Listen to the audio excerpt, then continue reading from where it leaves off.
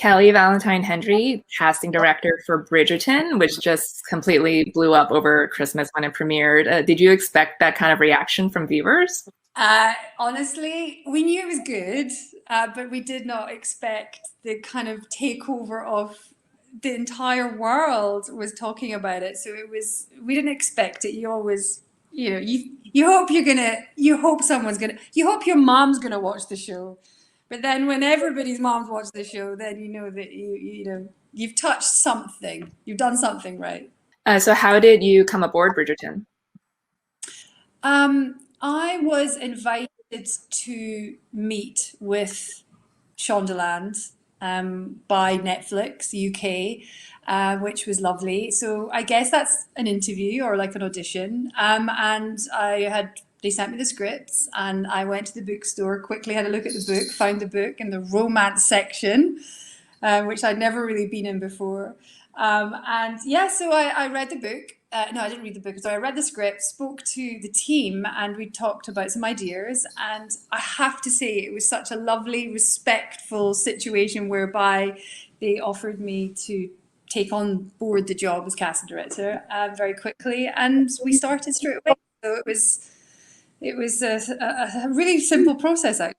Well, the show is set in this alternate racially integrated history. So what was your reaction when you found out like this would employ inclusive casting, and what were the discussions like?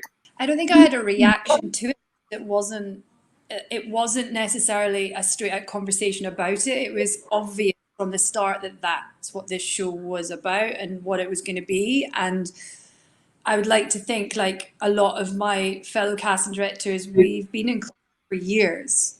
Other obstacles have made that maybe that hasn't come across, but when you're given something like this, that you genuinely can just do your job and put the best actors that happen also to be incredibly inclusive in front of everybody, then that's great when you're supported by an inclusive institution like Shondaland and Netflix. So there was no reaction to it. It was more like, excellent, let's do it.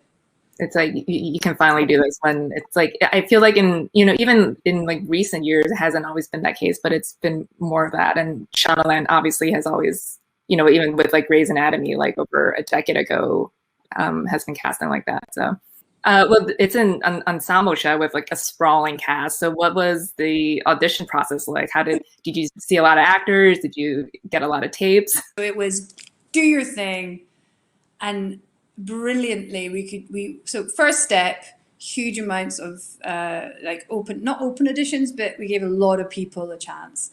So myself and my office just got dug in and we saw hundreds of people, hundreds and hundreds, and one by one we ticked off the roles. Like I said, here's the thing, we had to think about it as an ensemble as a whole from day one anyway. So we knew we had the Featheringtons, we knew we had the Bridgertons, and we knew how to create this world. So once we got going and we realized that, you know what, the Featheringtons are naturally becoming funny. I mean, they were written quite funny, but you didn't want to play on that. And then when you start seeing actresses like Bessie Carter or Nicola Coughlan, you start realizing that, hang on, it's more comedic-led actors who are amazing at drama. That's where we headed with the Featheringtons, and it came naturally. And the Bridgertons felt more like this kind of classically perfect family. They're all very funny too. So as the snowball of casting kept on going, it was quite an easy show to get your head into because Chris and Shondaland were very clear about what they wanted, but equally very open to left field suggestions. And that's what's so great about working with them. So it felt like a big, massive gap of opportunity, not just for the people that we're putting in front of the camera, but also for us as the casting department to have some fun, which we did. And I think you can see that on the screen, I hope. Oh yeah, definitely. Well, I assume that a lot of these actors read for multiple parts. So was there anyone in particular where you suggested read for a different role and was cast in that role? You know, a lot of people read for the Duke, who ended up playing other parts. And also, I believe Phoebe read for Daphne, and then I think she read for another part. And of course, she was Daphne. But I think yeah, there was multiple auditions for multiple roles. But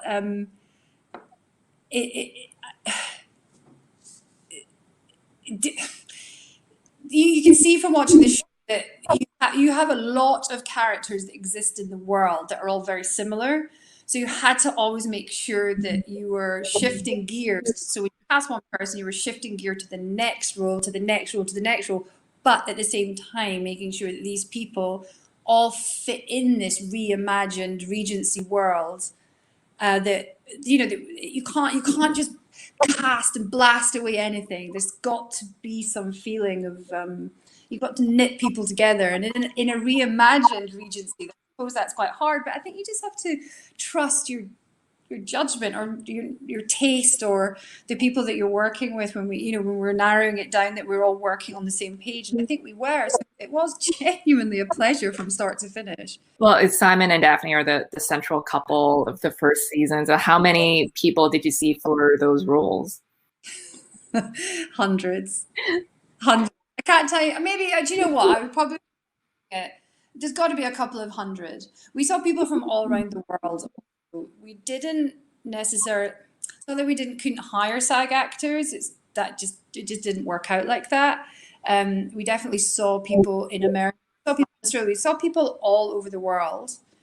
But to be honest, both of them did have to speak with an RP accent or a version of RP. So that does narrow it down slightly. So even in our reimagined world, we thought that it was probably best that people did sound the way that people expected. They might not look what people expect, but they needed to sound like that.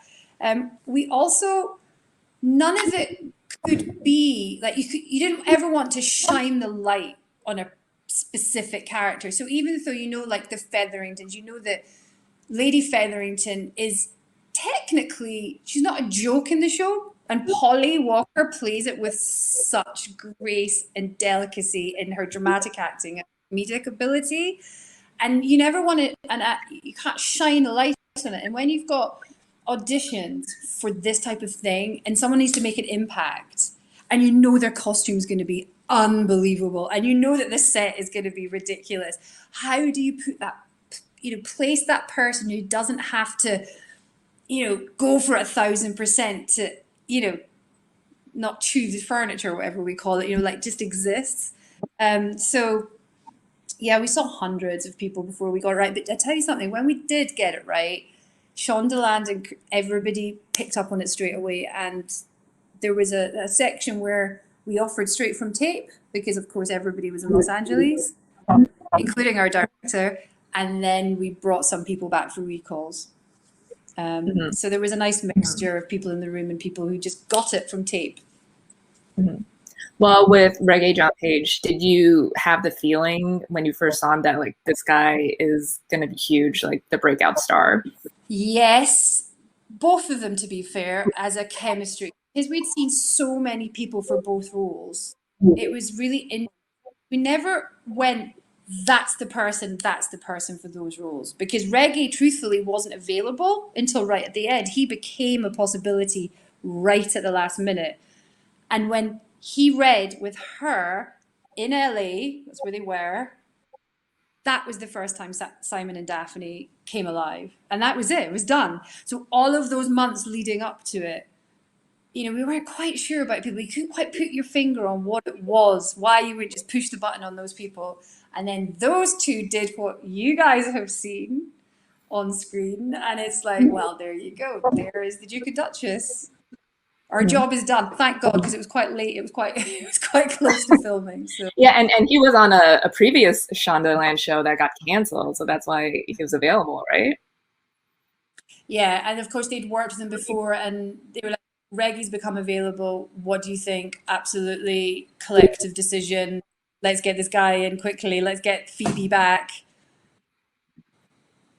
And then you had that chemical reaction that everyone loved.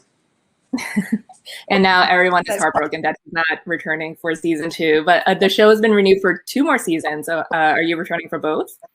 That is, I don't know. Hopefully I'm invited to return. So I'm doing the 2nd season just now, which is equally challenging.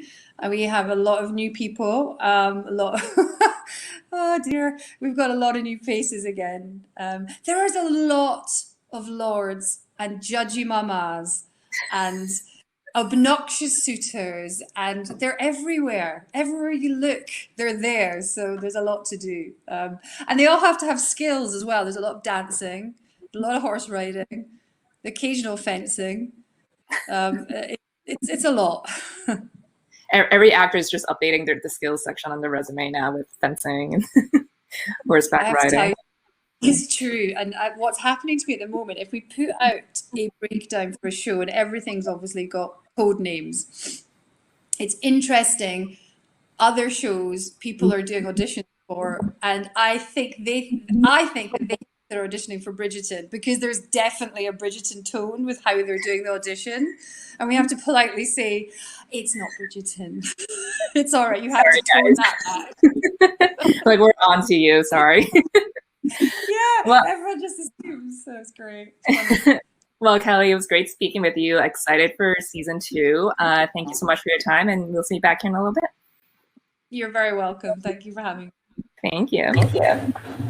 Julie Harkin, casting director for 2 HBO shows by way of Britain, I May Destroy You and Industry. I want to start with I May Destroy You, which is Michaela Cole's baby. What was it like casting for a show in which the creator is also the star? Like a job of a lifetime. Michaela was a very open collaborator who just wanted to push inclusivity in terms of like how we cast the show, but also how everybody behaved behind the scenes. And she was a really warm, giving, loving person to be around and work with on a day-to-day basis. She couldn't do no wrong in my book. What kind of discussions did you have with her about casting some of these roles? Michaela was always pushing, but always wanted to push boundaries. Always wanted to give opportunity to people that wouldn't necessarily get the given opportunities that we were given them. So she when we started the show, it was one of those beautiful situations where we weren't bogged down with the finding profile for your network or your broadcaster type of conversations. It was like she said to me very earlier on, go and find me the African American, the Black actors who have not had any screen opportunity to date. Find me the actors of color who have not had their moment on screen, to just give people a chance. And she would want to, for example, I always talk about the example of the role that Kadif Kerwin played. He played the police officer who, when Papa Esidu's character Kwame went to report his sexual assault to the police, he was faced with a police officer who was homophobic towards him. And Michaela had said, why don't we find a gay actor to play that role, because gay actors don't get to play homophobic police officers. So why don't we turn everything on its head? And why don't we give opportunity to actors that have never had those types of opportunities before? Which I just thought was a beautiful way of work, and quite a unique way of looking at casting, which was stemmed by her, and she was a great leader in that respect. Mm-hmm. Yeah, definitely. That's a great way of like subverting expectations almost. Yeah, totally. Well, Arabella is the main character, obviously, but the show is very much about her friendships with Kwame and Terry and their experiences with sexual assault. And Papa and Michaela went to drama school together, but it was you, I understand, and not Michaela, who suggested him for the part. So how did you think of him? Papa had done an awful lot of really interesting work here. He'd an amazing Hamlet on stage, and I just think he's one of the most talented forces of nature that we've got in this country at the moment, in the world, in the acting community everywhere.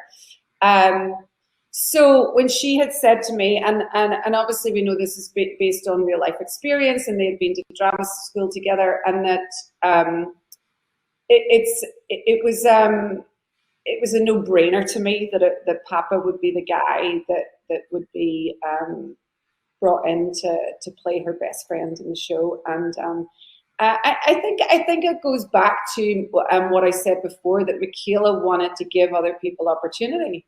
So she wanted to look at a broad spectrum of actors and give them a chance. And I think I was very Irish and forceful and direct to her about my opinion on who should get the part, and she respected that. And listen, it was the chemistry that they have off screen translated on screen, and it was the heart and soul of the whole show. So it was the right decision in the end. But I think her want to explore other actors in the industry always comes from such a good place with her. Like, she always wants to say, you know, like who needs a chance, who needs to be seen, who needs an audition, who needs their voice heard, who needs to be represented. You know, it's always about giving people opportunity. Yeah, and like having that built-in friendship was obviously great, but then like with Verruce, Opia coming in, like it really did feel like the three of them have been like best friends for a really long time. So it was like casting her. No, well, they didn't know Verruce. I mean, I knew Verruce because now you're asking a woman in her 40s to try and remember who she cast her in a small part years ago, and it will not come to my head. But it's like I had known of Verruce for quite a long time and absolutely adored her. And I knew just the energy of the character. She was just the first person I thought of. And we saw a lot of people for that role, and we saw a lot of different types of actors for that role. And she won in the end because she just brought tea to life in a way that nobody else did. And that was, we also did a lot of chemistry reading with Michaela and our tea options. And Verruce and Michaela just had this immediate gorgeous spark that was kind of like, there was no kind of discussion after that. You were like, okay, this is going to work. Yeah. Definitely. Well, switching over to industry, this is an ensemble show with a pretty young cast. And was the plan always to cast mostly unknowns in these roles? Yeah. Because I don't know if how you could have done it any other way. I don't think that our industry is full of a lot of people that are that young that have a profile that would make any difference to a podcaster. So I think the excitement about going out and creating an ensemble of new actors is something I am always driven by, which I've done with Misfits a long time ago now, and shows like Utopia. And I mean, like, I wanted to do the job for that reason, that it required that creation of that ensemble of young actors. And this is Myla Harold's first major role, right? She was mostly in theater. So how did you find her? Well, I mean, she was with an agency in New York, and we had done our usual searching, our usual social media searching, and she just popped up on a self-tape, and we had been, looking for that character for quite some time, and we had hundreds of submissions for all of those roles, I might add. The search for all of the characters in the industry must have went on for about a year. But Myla just appeared one day, when you're going through all of the actor submissions and you're giving them the due diligence that they deserve. And she just completely popped. And it was just one of those golden moments where sometimes you'll you'll read a character in a script and you'll think, oh my God, this is so difficult. I don't know how we're ever going to find this. And it'll appear to you straight away. And then other times something will take a long time. Looking for Harper, Myla, took a long time. But my God, when she arrived, it was like there was no one else. Yeah, and it's like such a star making role too, because like she does care to show like, you know, she's the lead, and there's so much material, you know, especially as the season goes on. Yeah, and Mahala is a beautiful woman and like a highly intelligent person. And she put layers onto Harper that we didn't know Harper had when we were casting Harper. And she just brought her off the page in a way that I didn't expect. And even more in season 2. It's very exciting. So what can you say about season 2 and any new characters? I would be murdered if I said anything. I just heard Kelly saying that she was casting for the second series of Bridgerton, so I'm knee deep in the second series of Industry right now. It's really exciting. There's going to be a lot going on. Well, I can't wait to see that. Julie, thank you so much for your time. It was great speaking with you. And we'll see you back in a little bit. Theo Park, casting director for Ted Lasso. I understand you got this job via another great casting director, Alison Jones. So how did she hook you up? Alison Jones is the best. We're friends, and she's always suggesting me for parts. I only ever get the part because she suggested me for it. Yeah, I'm so lucky, so fortunate. So she just like called up like you and said like, Jason Sudeikis has got a show. Exactly that. Jason called her and said, I'm doing this show in London. Who's the person I need to cast my show in London? And she said, Theo Park. And then she emailed me and said, Jason's just talked to me about you. Expect an email. And sure enough, I did. And that was it. And then I did a Skype with him, and he talked me through the pitch and the concept. And, you know, I was just so lucky to get it. Well, obviously he and Brendan Hunt, who co-created the show, were already cast in the show in those roles. But I guess, you know, the next biggest role was Rebecca. So how did you guys find Hannah Waddingham? Yeah, we started there. We actually saw lots of women actually for that part, and I have to say, Hannah came into it quite late. And it, you know, hats off to Brendan. She was actually Brendan's idea, and we were like, oh my god, yes! And then she read with Jason, and she was totally perfect. How did Brendan think of her? I can't remember. Do you know what? I think it was a friend of his who suggested, because he was saying, we've seen all these amazing women, and no one's quite right. And then a friend of his suggested, and he was like, hey, what about Hannah Waddingham? And we were like, oh my god.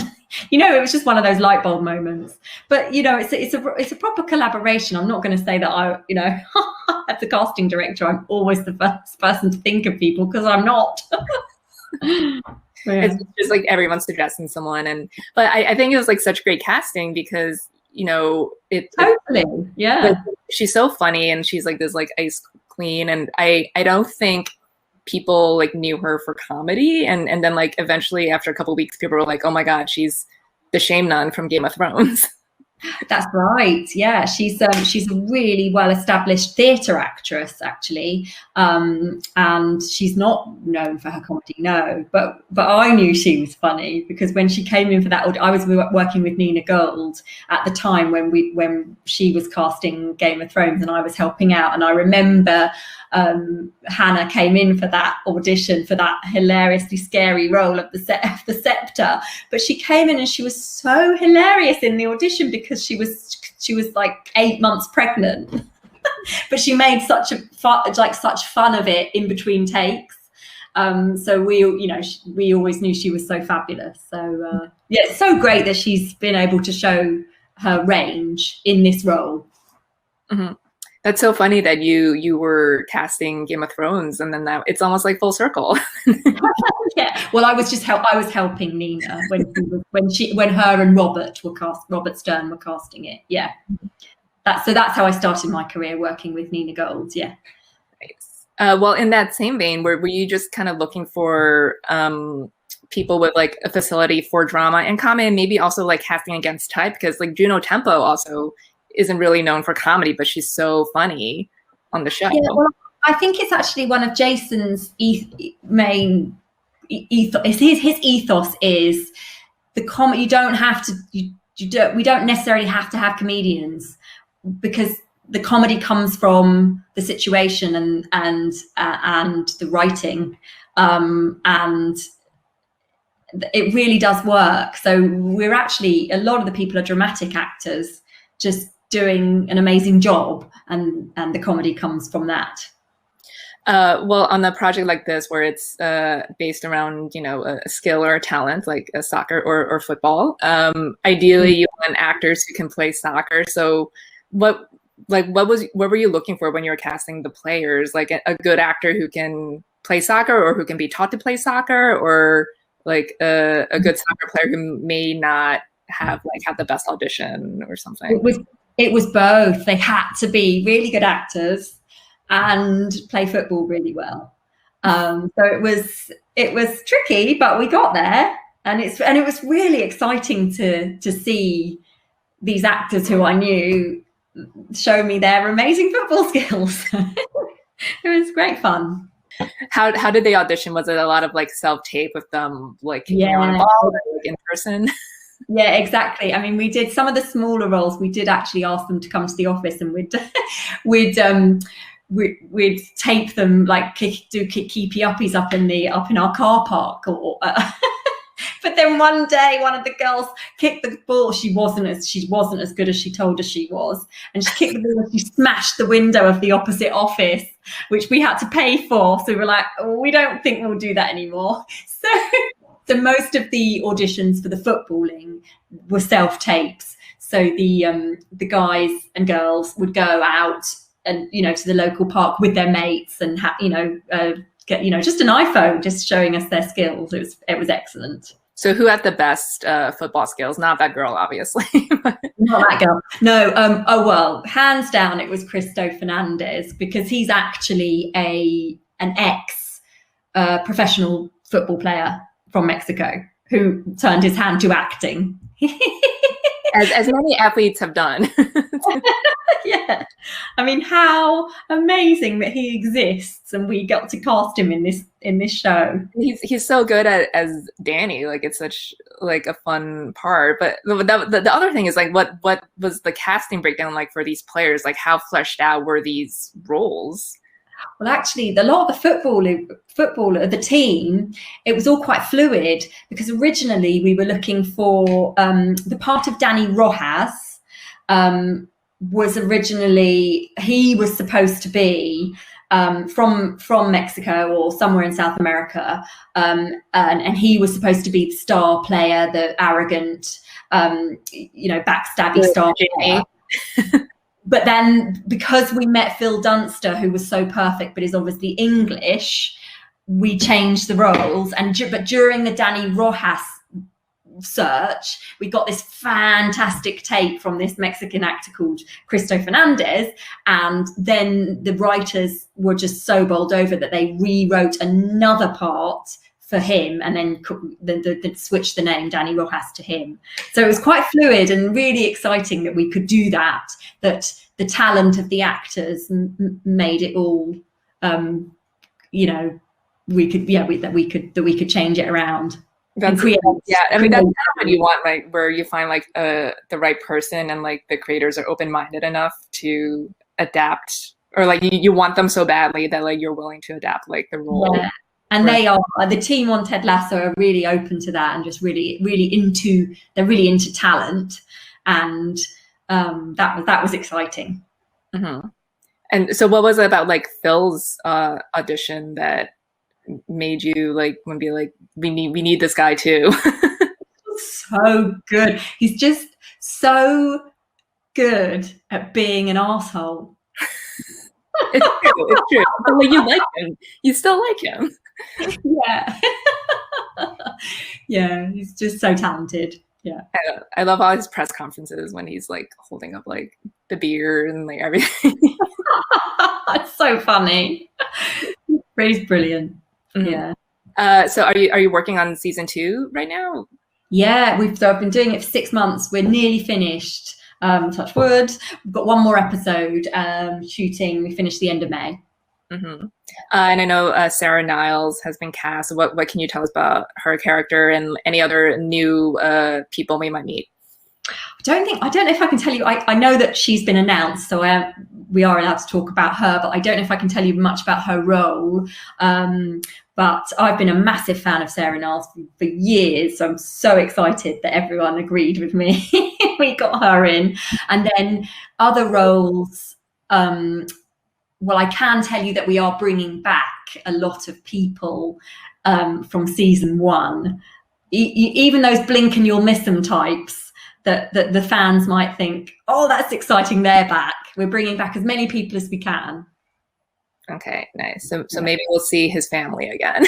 I take it from your teases. I mean, it's been a scheduling nightmare. Don't get me wrong, but very exciting all the same. Nice. Can't wait to see it. Theo, thank you so much for your time. It was great speaking with you. And we'll see you back in a little bit. Michael Nicolo, casting director for Young Rock. This is such a fun show based on The Rock's life, but also a huge undertaking. So where do you begin when you have to cast 3 young versions of The Rock?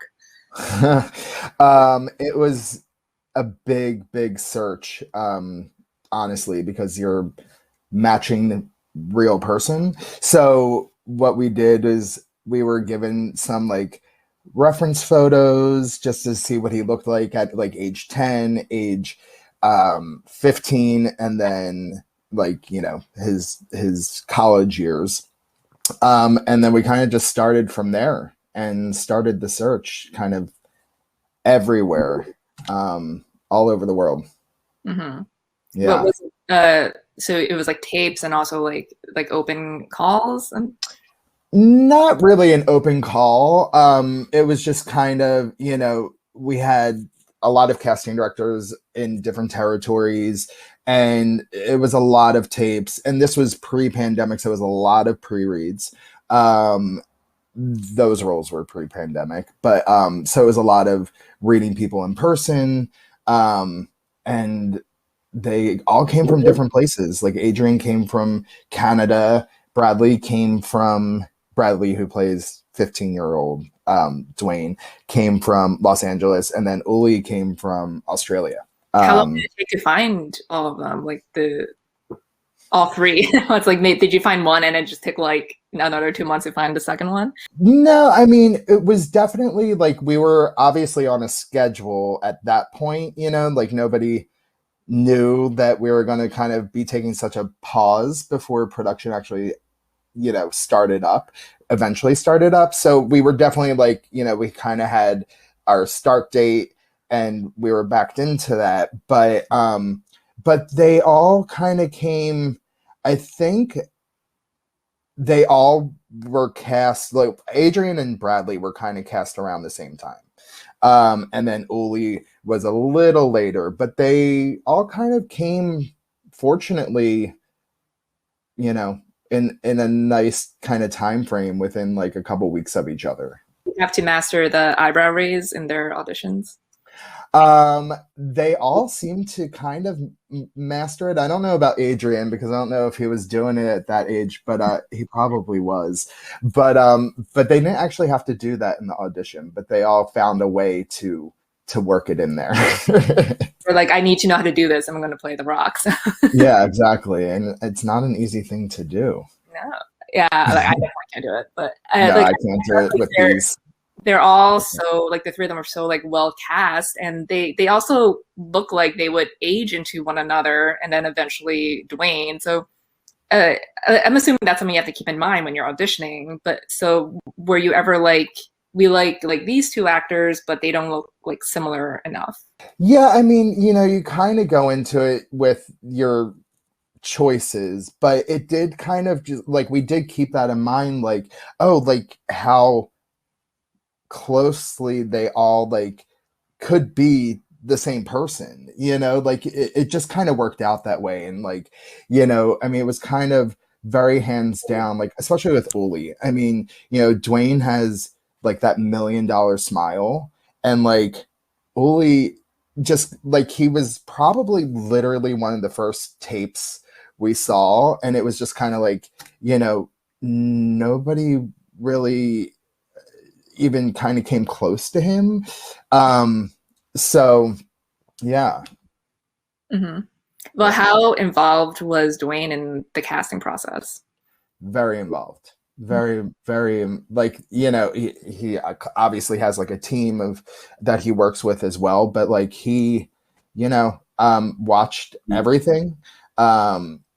Even, you know, I think like some people that like portrayed real people also, you know, watched some stuff as well. So I mean, it's based on real people that made such a huge impact in his real life. So of course, naturally, I think, you know, it was really important to him to be as authentic, and also important to us, and you know, the creators as well, and the producers, just to stay as authentic to the real people as possible, you know. And Yeah. that's like the challenge, is like, you know, being authentic to him, but also to these larger than life people that everybody knows, you know, like Andre the Giant, and you know, Macho Man, and Junkyard Dog, and like all these people just Savage, like Warren Sapp. yeah. I mean, so many famous people.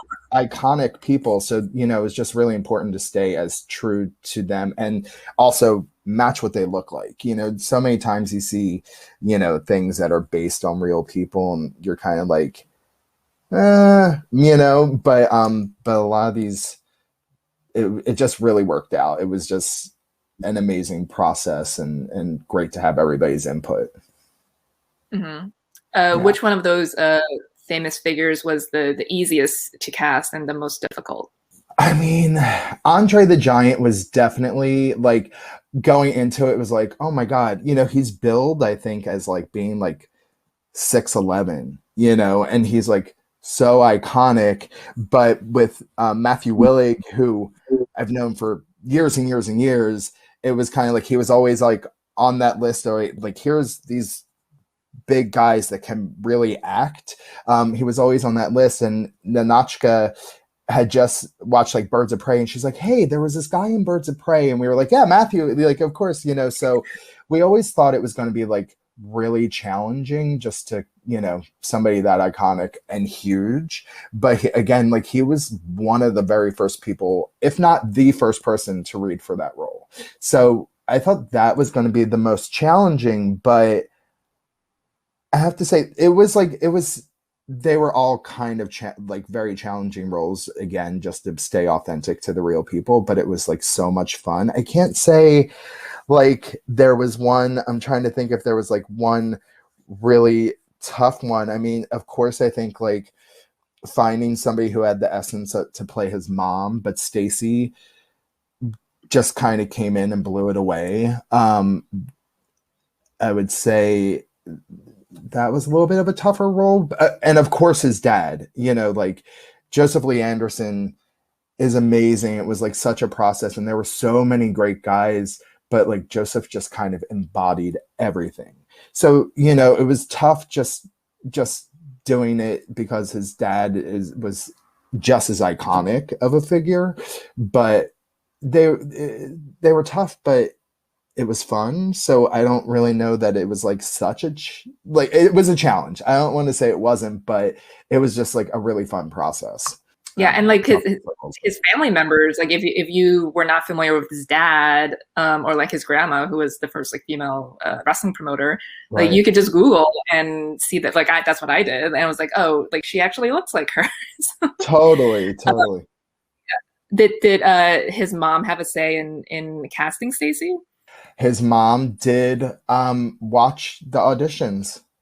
Yeah. And I think, you know, it just was great to have the actual like feedback, you know, from the real person, to be like, this is who I want to play me, of like these choices, you know. And there were really great actresses, but it was like, you know, you kind of, you know it when you see it, you know. And it was like so fortunate, everybody kind of was always like on that page of like, no, hands down, it's like this person, you know. But yeah, from my understanding, his mom definitely did watch Stacey's audition, and had some say in that, if not all the say, you know, when it came to like who she liked. But yeah. And she has his real mom has a couple of cameos on the show too. So was that always like part of the plan, to show like some of the real people on the show? Yeah, I mean, she she was one of the real people, and Coach O also made an appearance as himself. But I think yeah, the writers had intended to have her in there, and it just worked so well. Like even when I was watching the episodes, I was like, oh my God, like I can totally see Stacy becoming Atta, like it matched up where it wasn't like it didn't take you so out of it, and it just really worked out that way. Um, but yeah, I think, and she's really, really, I was like really impressed with his mom. I had never seen her do acting or anything, but I was like that last episode, which I watched with the audience, like everybody at the same time is like the real audience. And I was like, it was so touching. I was almost in tears watching it because it was like just so sweet and genuine. Yeah, she's a natural. So Yeah. well, really the show is. has been renewed for a second season. Are you returning for a second season? I hope so. I would imagine so, but until it's like official, I never, no. Mhm. But I would hope so. I hope it's such a joy and like pleasure to work on the show, especially because I've worked with many of these people for years and years. So fingers crossed. Well, Michael, it was great speaking with you. Thanks so much for your time. We'll see you back in a little bit. Thanks. Victoria Thomas, casting director for The Mosquito Coast. This is your second series with Justin Theroux. You did The Leftovers. What has it been like working on another show with him? Well, he's always surprising with his performances, so it's fun to watch him act. And between Leftovers and Mosquito Coast, he's kind of good at playing extremes in a way. So his characters did sort of extreme things on both shows.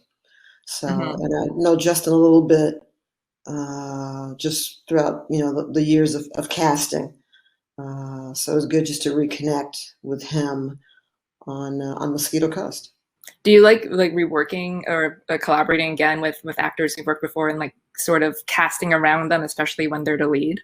Yeah, I think it's kind of fun to, they kind of become old friends in an odd way. And it's kind of interesting to try to cast them at different points in their career and cast around them at different points in their career and cast them. Because I've been around a while and Justin's been around a while. And so I remember his auditions from back in the day. So it's kind of good that we're still both here and haven't been kicked out of the business. You just keep doing shows together. So, Yeah. This is based on a book written by his uncle Paul, and there's a movie starring Harrison Ford, and the show deviates greatly from both. But when there's source material and a previous adaptation, do you look at that at all? Not really. I mean, this is going to be its own thing.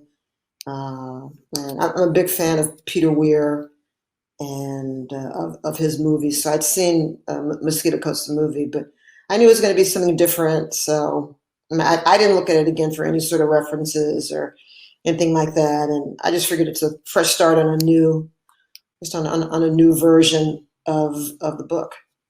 So where did you begin casting the Fox family? You have Melissa George, who plays his wife, Margot. How did you cast her? We started casting the show 2 years ago. And it had a long gestation there because we started from scratch. No one was cast. Melissa was the last big piece of the family that we that we cast, and that was a long kind of search to figure out who would be that part and who would complete the family in that way. So she was supposed to put herself on tape for us, and she did not. And so we'd gone through trying out several people, and finally Justin said, "What about Melissa?" I said, "She was supposed to put herself on tape." So I think he called her and said, "Put yourself on tape." So get it over here. So she did, and they're just kind of timing and coming in at the right moment, and just kind of worked. I think she and Justin had a good chemistry, and he felt comfortable with her, and she fit in with who we'd cast as the kids, and it just all kind of made sense, Why didn't she put herself on tape the first time? Busy. Yeah. Or sometimes you think, I think with actors, it's sometimes like, well, I'm not gonna get this part, or they kind of drag their feet, or they are busy, and then they figure, oh, well, they probably casted by now, or, we try to follow up on these things, and sometimes you kind of lose track of somebody, but she was ready to do it and ready to go and jump on a plane and go to Mexico and, leave Paris and kind of join our crazy kind of crew, shooting in the desert, shooting in Mexico. I mean, it's not like she was going off to the Riviera. It was kind of an adventure she was taking off on. So, good on her for taking on the adventure. Well, the kids are such an integral part of the show, and they have storylines of their own. So what was the process like casting Logan and Gabriel? It was long, and but good. We just wanted to have kind of the right energies for those kids, because they had, Gabriel had a distinct relationship with his dad. It was a very close relationship, and we wanted a kind of a brainy kid, but a kid nonetheless, but a kid who's kind of an adult in a way, because he and his family have been moving around, and he's had to adapt to different situations, and just wanted a kid who was interesting, aside from obviously being a good actor. And he and Justin kind of look like each other. They just seemed to they fit together, and they each had their own sort of oddness, and I think definitely you feel like Gabe came from that guy, and also from his mother as well. And Logan was, again, just looking for someone unique, just trying to look for a unique actress who was interesting to us as a person and as a young girl, rebelling against just not having a normal life. And Logan's she's just a unique person, and a good actress. And I think we got really fortunate, really lucky with both those kids. I feel like the camera also really likes Logan. Like, she has it's like a very fascinating face, I feel like. Yeah. No, she's impressive. They both are. So I feel like we really got the family right. I'm actually proud of Did you do like a chemistry test with the four of them together, or two of them? No. Wow. No. That's just good casting. You just pick all the pieces seem to fit. Well, part of the show takes place in Mexico, and you also cast some known Mexican actors like Bruno Bashir and Ophelia Medina. So how did you land on them? Well, when you're talking about casting a Mexican matriarch, like a drug, like there's not 50. There's not 50 who are in their 80s or whatever we wanted her to be. I think, I'm not quite sure how old Ophelia is, but we're trying to cast her as old as possible. But she's just kind of a legendary Mexican actress, and if it's there in front of you, why not? And Mr. Bashir, I think worked with our director before. So, it's just those people are good actors. They seem to fit the roles.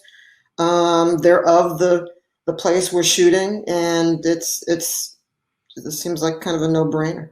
Mm-hmm. How important is that for you to be like authentic, like casting, Mexican actors when you're set in Mexico, and to have, fluent Spanish-speaking actors when a lot of the dialogue is Spanish? Yeah. Yeah, I think it's really important. You don't want anybody doubting what you're showing them. You just want people to believe the story, believe the actors, believe what they're saying, and not be taken out of the scene. And so, you're shooting in Mexico, so let's make it like Mexican. Let's get Mexican actors. Let's do it real. Oh, the foxes are on the run, and there are new characters, pretty much every episode. So what kind of challenges does that present when there's always like new characters coming up every week? Hopefully just trying to distinguish them and make them, each character, stand out and not be kind of a placeholder. You hopefully just want to cast them with some sort of distinctive quality so that they stand out. And I think that's the main goal. So it doesn't feel like just a day player or you just want to give them some sort of distinctive feel or look or attitude, just to make it interesting, because the family's interesting, and you've got great actors in Justin and and Melissa and the kids. So whoever goes up against them, you want them to be challenging to Justin and Melissa, and you want them, to rise up and be able to go toe to toe with them. Mm-hmm. So I think it's really just trying to, and get people who will, raise Justin's bar, and like that he can, like I said, go toe to toe with, and have somebody to, to act opposite. That's exciting for him. Mm-hmm. That's the goal, right? To challenge Justin all the time. Yeah, and because he's nobody's fool, and he's good, and he's smart, and yeah, why not? Mm-hmm. Yeah. Well, would you? The show hasn't been renewed for a second season, but would you want to see a second season? Would you return for a second season? Sure, I'd love to see what happens to the family. Mm-hmm. Yeah, definitely. On the run to a completely different country and casting even more people. on the run to Switzerland. It's skiing now, so your way to France. Well, Victoria, it's great speaking with you. Thanks so much for your time. Welcome to our Meet the Experts Casting Directors panel. We're joined by Julie Harkin from I May Destroy You and Industry, Victoria Thomas from the Mosquito Coast, Theo Park from Ted Lasso, and Michael Nicolo from Young Rock. Thank you all for being here. First, Julie, I want to know, what do you like most about being a casting director? OMG, what a question. I don't like anything about being a casting director. It's really stressful. I'm joking. But I love everyone else in the call understands that statement. It's the people, it's the actors.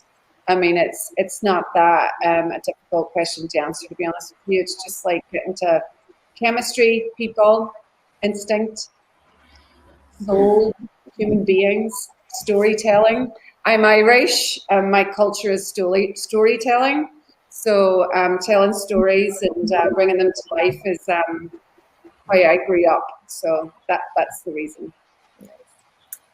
Victoria, what about you? I think the creativity, the ability to really kind of affect what shows up on screen, and hopefully to make a movie or TV show better, and with our contribution. And it's fun to be in the room. It's fun to be in the room when we used to be in the room with actors, and just being in the room with them and reading and directing them and trying to get the best performance you can out of them, which is very exciting, very creative, and something I like. And I think it's kind of fun. There's a lot that I'm sure a lot of us we don't love, but that's kind of part of the job too. You just have to make your way through that to get to the good part. Yeah, agreed. Theo, what about you? Yeah, it's kind of the same as Victoria. I love the collaboration. I love being part of a project, and just knowing that we're all gunning for the same end result. And what's exciting, I suppose, is that we start off the process. We're part of the beginning conception of a show or a film. It's really, really thrilling. I'll agree with Victoria and Theo and Julie. Like, the creative process is just really cool to be a part of it. And I think it's really awesome just to be able to give people the opportunity and just like watch them, sometimes the coolest thing to me is like sometimes you meet somebody like super early on in their career and maybe like a day player role, and then like just watching them take off and be successful and succeed. And it's a fun job. I mean, there's, as with anything, you can complain about stuff, but I feel fortunate to do something that I really enjoy. And Kelly, Valentine, Hendry from Bridgerton is finally able to join us, figure out all the technical difficulties. But Kelly, what do you like most about being a casting director? Oddly, it comes from the love of theatre more than anything else. And what I love about casting, especially in the UK, is that I genuinely feel that we're in a big family here. And we all go to the theatre and we all meet each other and you watch people's careers grow hours sitting in the darkness. And then you watch and enjoy your friends who are casting directors, you see them in their shows, and you think, yes, and it genuinely is what I think is the perk of being a casting director. And the hours that you spend watching all these young people and older people in the theatre, and then you see them and you see their careers take off, and then they go to America and we can't get them back. And it's nice to be part of that progression. What has it been like casting and auditioning actors during COVID, Julie? Well, we haven't been doing that. Mm-hmm. It's all been by self-tape. But I've been working on a new Netflix show called Half Bad, and I have my first day of chemistry reads tomorrow in Soho, in town in London, in person, mixing and matching actors. And I literally didn't know how to prepare for it this evening. What am I going to bring to the audition? Oh, I need And I think it was March 2019 was the last time I saw an actor in person. So I haven't been auditioning during COVID. What COVID auditions have been like are self-tapes. My experience anyway. I'm very excited about tomorrow. Oh, good luck. Very excited for you. Michael, what about you? I mean, I do miss kind of being live in the room with actual people, but it's been a lot of self-tapes. We were casting like early, like, back in March on Zoom and stuff like that. I mean, the technology, there's always like the little glitches and stuff, but I don't know. I mean, it has its like positives and its negatives, but the one thing that I found is just kind of like, because of self-tapes, like the volume has been like, you can kind of get through a lot. So that's been like the one good thing, I think, but I don't know. I miss it. I miss kind of like being around people and just like getting the interaction. There's like something so weird about doing all this stuff over a computer. But it's been good and bad. I mean, I can't wait to get back to whatever it's going to become. It's same with the Zooms and self-tapes. And I've actually done 3 or 4 in-person readings throughout the pandemic, testing, everybody tests beforehand and, go through all the COVID procedures, but mainly self-tapes. And what I try to do just to kind of emulate what Michael was talking about is try to have some Zoom auditions just with the actors. Just some people just say, hey, can you just read this with me? Instead of like doing a self-tape, can you just read this with me? So I'll just go into the office and I'll audition over Zoom and direct over Zoom. And so that kind of, I think there'll be a little bit more of that. That'll probably start happening more. But I think, like Michael said, I think there was some positive out of this. I think you can see a lot more people and by looking at self-tapes. So I think there's going to be sort of a hybrid approach for me in my casting in the future. But yeah, like you said as well. I mean, it's great to be in the room with the actors and actually, help them out instead of them kind of guessing what somebody wants in a self-tape, you know.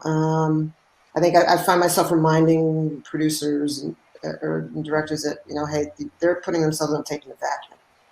And they have a little bit of information, but not all the information, and don't just dismiss them because they didn't do that or they didn't do this. It's like, if you like somebody and they're close, if they're in the vicinity, let's give them another shot. Let's give them a direction, let them either self-tape or you see them in a Zoom call back and you reread them again. So it's been interesting, you know, just kind of living through the last year, over a year with the new auditioning scenarios. And Theo, you were casting season 2 of Ted Lasso during COVID, right?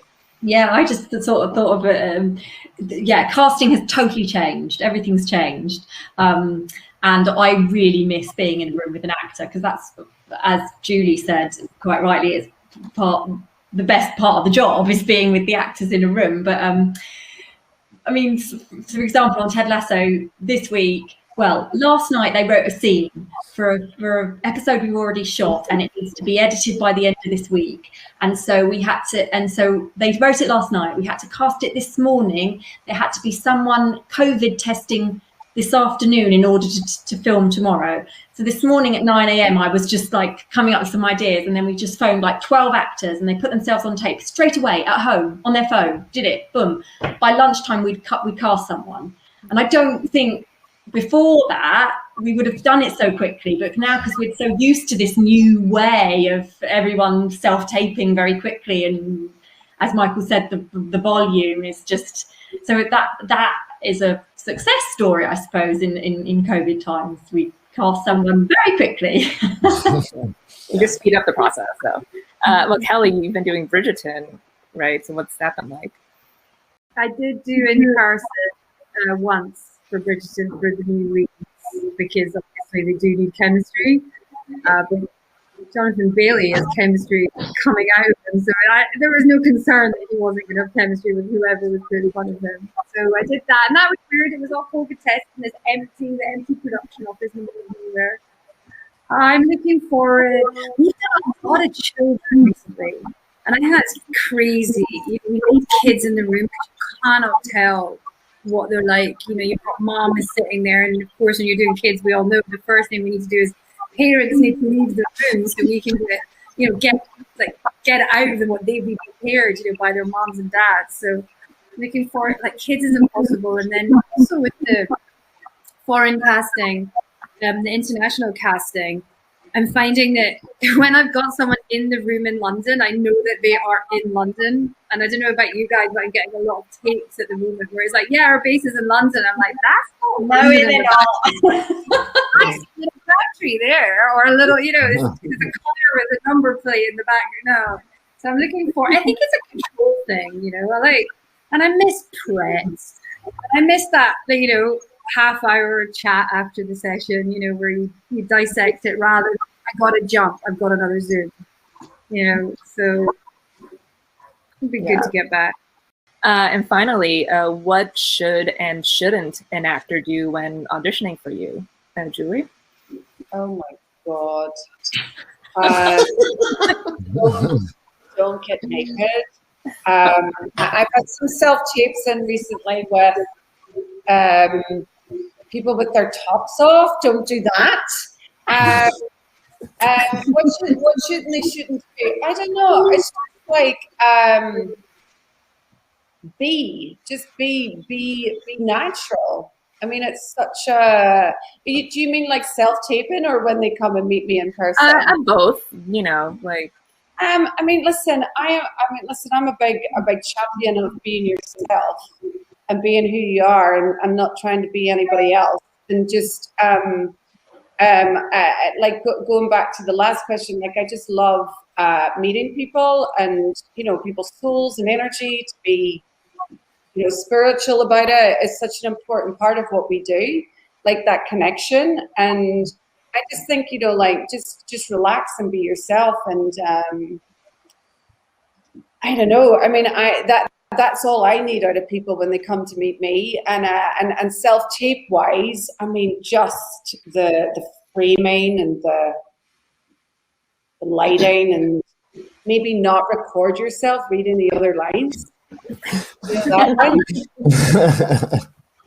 It's like they're talking. What? Get someone to read with you, which I know has not been easy during COVID because we're not meant to be interacting with each other. But like, I don't know, just I don't know. Maybe these guys will answer these questions better. My tips for actors: just come in prepared, but be prepared to pivot. I mean, I agree. Be prepared and listen.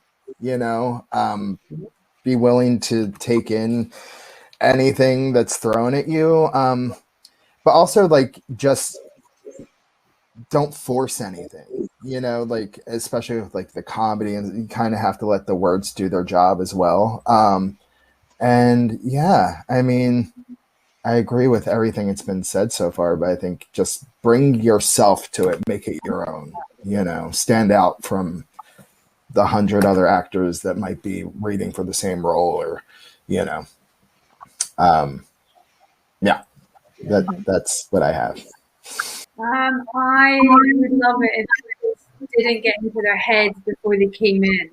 So they didn't sit in the waiting room and look around and think, he's better than me, or I'm wrong. Look, they're all the same and I'm different. Then they get themselves worked up and come in and think that the casting director is already against them, when actually, simple. You do your job, you're good. I do my job, I move on.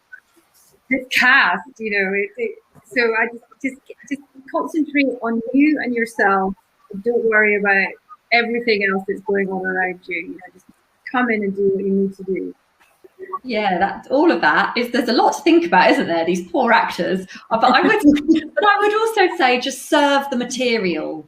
Just imagine. So sometimes you've only got sides, which I know is difficult if you can't read a whole script. But try and get as much information about the project if you can't read the whole thing, and imagine how that would be as a finished product, and then serve it as best you can in the room or on the tape.